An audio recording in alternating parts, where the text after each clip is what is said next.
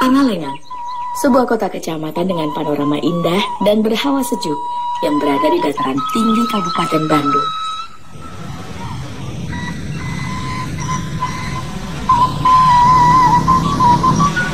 Selain menjadi tempat tujuan wisata, tempat ini juga dikenal sebagai daerah pertanian dan perkebunan. Selain sayuran, teh juga merupakan komoditi unggulan dari kota ini.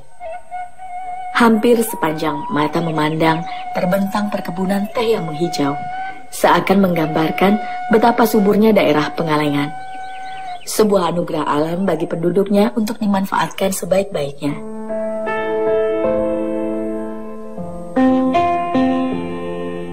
Begitu juga dengan Mak Endeng. Di usianya yang sudah menginjak 60 tahun, ia masih bekerja memanfaatkan kemurahan alam demi kehidupannya serta sang suami yang tak mampu melihat lagi. 20 tahun sudah suaminya Asid tak bisa melihat kehidupan dengan kedua bola matanya. Namun bagi Enden, hal tersebut tak menyurutkan hatinya untuk tetap hidup mendampingi suami terkasih. Kesetiaannya tak pernah tergerus, walau roda kehidupan berjalan tak sesuai dengan harapannya. Di usianya yang tak lagi muda, Mak Enden tetap setia menuntun suaminya berjalan di pijakan jalan yang sama, agar tak salah arah dan terjatuh. Sekian langkung 20 tahun. Kawit nanti tinggal sama bapak teh di kebun, bapak tuh di kebun kok. Jadi kawih biasa bapak teh, biasa kan kawih di kebun kok teh, dan dadak teh di kebun kok teh gitu. Terus wih biasa kan longkap ke bumi teh, langsung bapak teh kita tinggal gitu.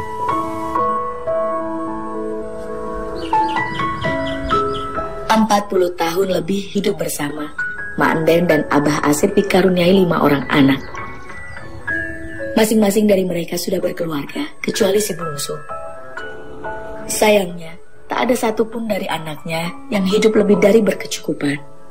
Padahal ia berharap ada yang bisa membantu kehidupannya di saat tua. Apa mau dikata, roda kemiskinan seakan sudah melekat di kehidupan keluarganya sedari dulu.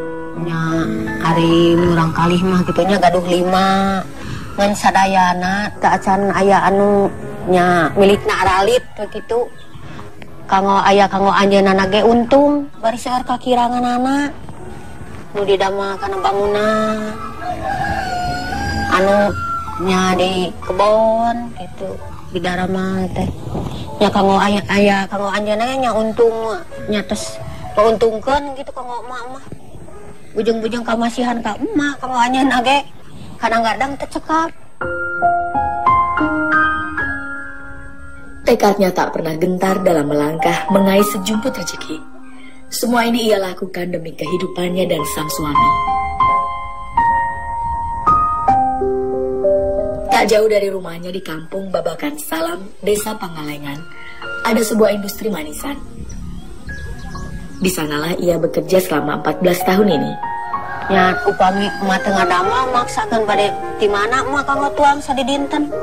Jaba si bapak urusan kanggo tuangna itu ieu upami teu aya emak di damel bade di mana.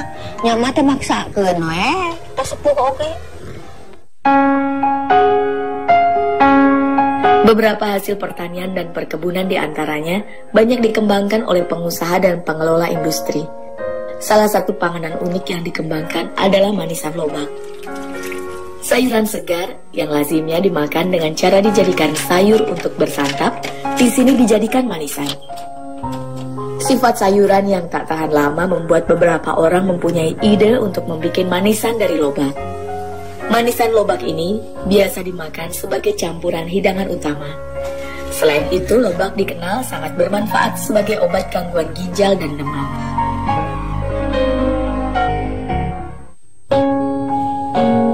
Setelah diukur beratnya, lobak-lobak segar yang dibeli di pasar ini harus dicuci hingga bersih. Lobak ini harus dibersihkan dari tanah agar saat direndam dengan garam, airnya tidak kotor. Selain itu, proses pencucian hingga bersih juga bertujuan agar lobak tidak gampang busuk.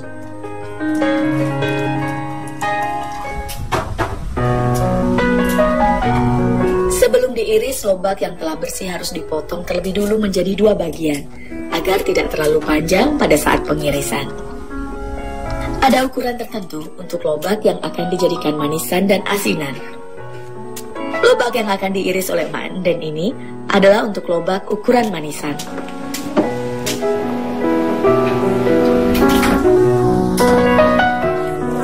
Mesin pengirisan lobak ini masih manual.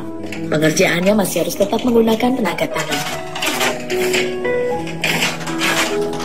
Mesin ini semacam parutan yang digerakkan dengan pengungkit untuk menaik turunkan pisau agar menghasilkan irisan lobak dalam ukuran yang sama. Mengiris lobak memerlukan ketelitian dan kecermatan. Jika tidak, tangan pekerja bisa teriris oleh pisau baja yang digunakan mesin. Oleh karena itu, mereka biasa menggunakan sarung tangan ketika mengiris lobak. Kosong, sekali-kali mah suka iris. Sarangnya lipung kue, neng mak teh. Da ari ditabuh ti jam genep deui ka jam genep deui mah. Mak teh nya sok nyeri pinggang, nyeri kaki. Tuh mak teh, teu sepuh mak teh. Sok seueur nu karaos we, mun dongkap ka bumi teh. Dalam sehari, Mak Enden bisa mengiris hingga 3 kuintal lobak. Pekerjaan mengiris ini memakai sistem borongan. 1 kuintal lobak dihargai Rp5.000. Dalam 1 kuintal, Mak Enden rata-rata menghabiskan waktu 4 jam. Pekerjaan yang terbilang berat untuk wanita seusianya.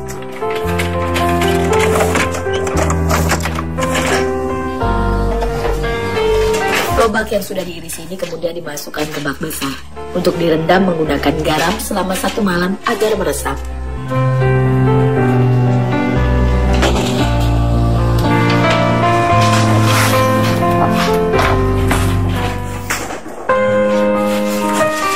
Garam hanya ditaburkan di atas irisan lobak saja. Karena sifatnya, garam akan mencair dan membasahi lobak sampai ke bagian paling bawah. Selain mencegah pembusukan, perendaman ini juga berguna untuk mengeluarkan kandungan air di dalam lobak, agar lobak menjadi lentur dan tidak mudah patah. Keesokan harinya, irisan lobak yang telah direndam menggunakan garam diangkat dan dimasukkan ke dalam karung. Karung-karung berisi lobak ini ditumpuk dan dibiarkan selama 2 hari, agar sisa air pada lobak benar-benar habis. Bagian yang disebut sebagai pengepresan ini biasa dilakukan oleh pekerja laki-laki karena dibutuhkan tenaga yang cukup besar untuk mengangkat karung berisi irisan lobak.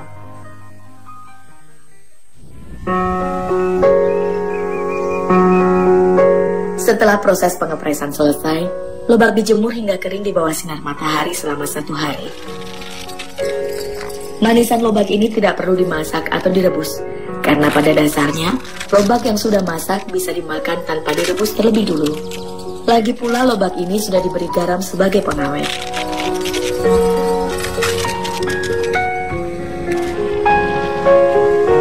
Manisan lobak ini bukan makanan camilan seperti lazimnya manisan yang lain.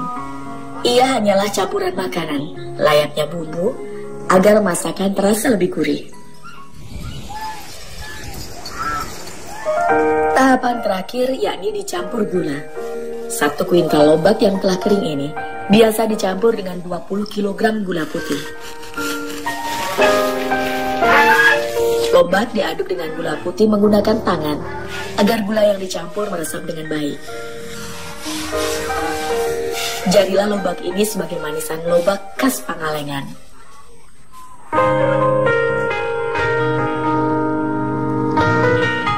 Manisan lobak yang telah jadi kini tinggal dikemas ke dalam plastik. Pengemasannya pun mulai dari kemasan plastik kecil, kiloan, hingga kemasan dalam karung. Untuk pemasaran di Pulau Jawa, manisan dihargai Rp12.000 per kilogram. Sedangkan untuk luar Pulau Jawa, manisan dihargai Rp15.000 per kilonya. Dipasarkannya kebanyakan yang kota Jakarta gitu ya. Dari Jakarta ada yang ke Pontianak, ada yang ke Bangka Belitung. Ya lari ke luar-luar pulau lah.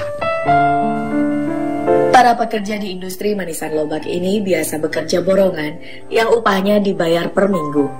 Namun terkadang bisa juga dibayar harian jika stok lobak sedang sedikit. Upah tersebut kadang masih dirasa kurang untuk kebutuhan sehari-hari Mak Anden. Belum lagi kondisi suami yang mengharuskan ia untuk membeli obat. Terkadang upahnya habis sebelum gajian berikutnya datang. Jika sudah begitu terpaksa, Mak Anden harus meminjam uang kepada sang juragan. Pak RW, daripada nambut ceceh. Oh, nak kenaon? Kanggo mesar beas, sareng kanggo mesar lanong si bapak. Sabaraha periogina, Mak? Saya dipasihanan aku Pak RW. Atas kebaikan hati sang juragan, Pak Anden bisa bernafas lega. Ada sedikit rezeki untuk melanjutkan hidup.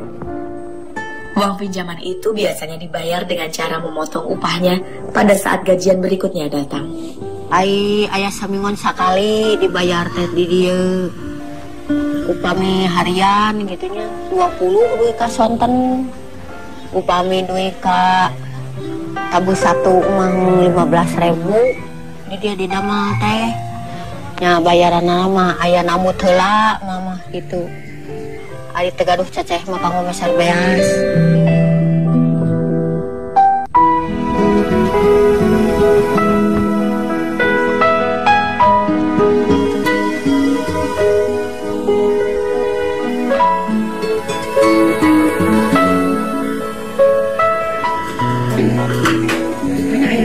Ayah, masak goreng mana?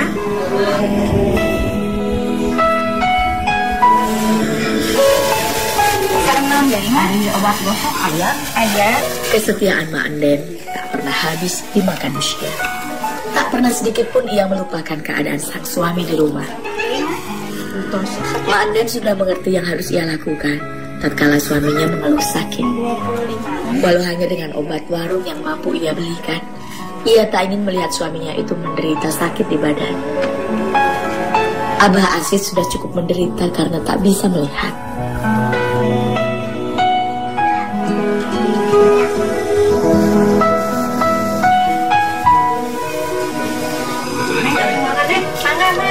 Hari si bapak teh hari iya nyeri sampean di pusat dipasihan obat gosok atau upami hari kitu mah di meser we di warung tanam warung da ayu lagi canak maka dokter bari ti mana cecehna teh gaduh nya saayana di warung we dina mah terus kronis si bapak teh sareng nyeri sampean rematik.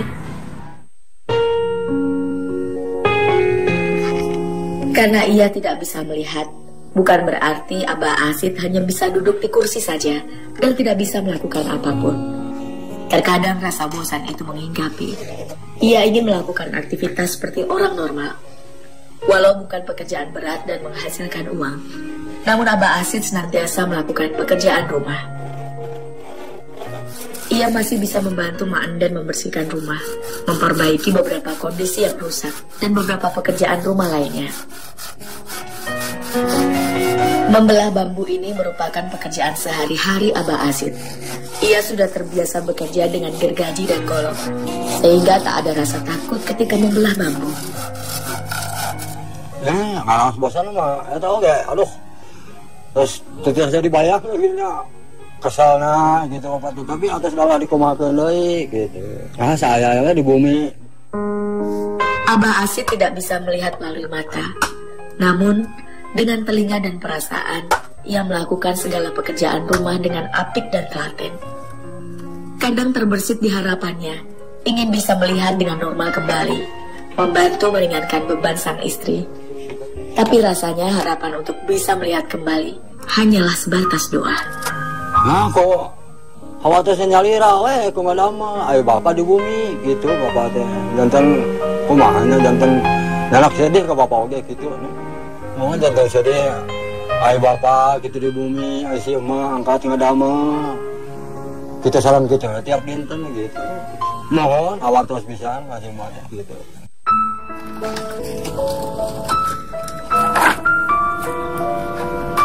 Hingga kini Abah Asid tak pernah tahu penyebab kebutaan yang menimpa dirinya. Ia hanya diberitahu oleh dokter bahwa matanya mengalami buta total dan tidak bisa disembuhkan.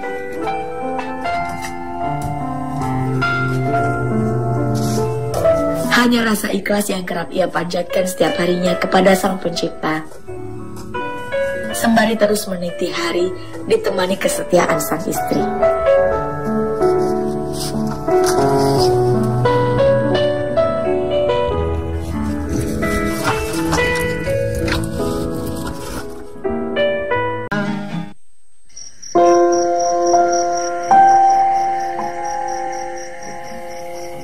Sungguh tak ada yang berlebihan dari dua orang yang selalu saling menguatkan. Di tengah segala kondisi kekurangan dan kesusahan, Mak Endang dan Abah Asid tak pernah saling meninggalkan. Mereka sadar tak ada yang pantas diperjuangkan selain keluarga. Nyaah weh, mak kasih bapak. Komitmen teh nyaah kasih bapak. At pangin teh tika pungkur keneh oge. Terus kumaha hendak punya teh ya. Terus teh ninggal aya 20 tahun nya kok mata dipikanya we.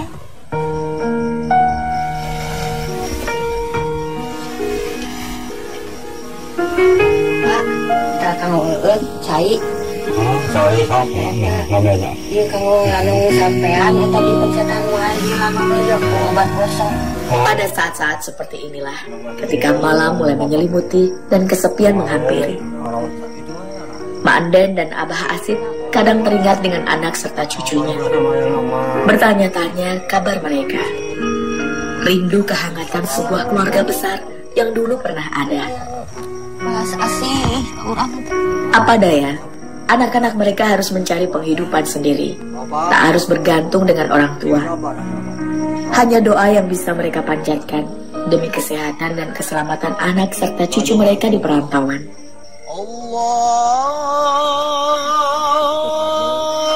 Ayo mak, orang sholatnya berjamaah yang bapak yuk.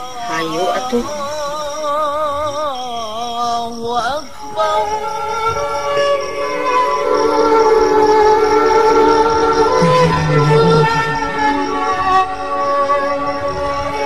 Sejatinya, kebahagiaan memang tidak selalu diukur dari berapa banyak harta benda yang seseorang miliki. Keikhlasan menerima segala hal dan kesahajaan adalah harta yang tak ternilai.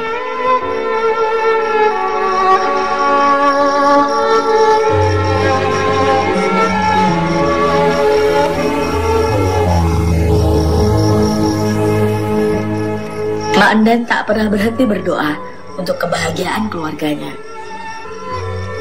Biarpun di usianya yang lanjut, ia masih tetap terus berusaha menjadi tulang punggung keluarga. Dari rasa berserah kepada Sang Pencipta, ia tahu dari mana rasa ikhlas itu berasal. Dari hati yang selalu menerima.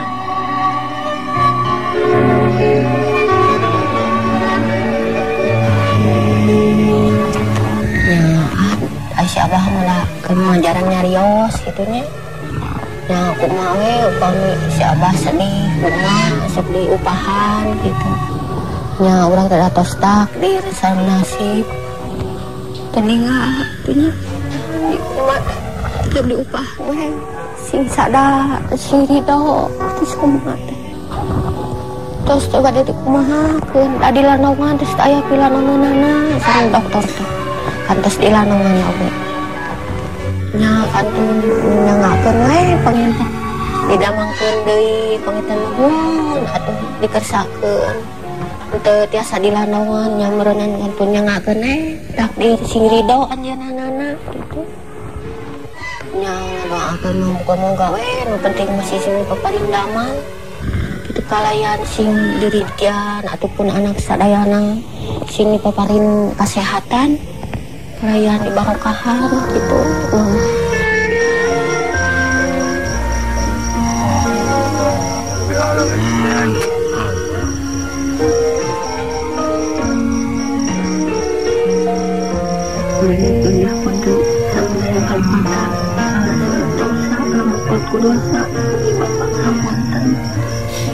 Ya ampun,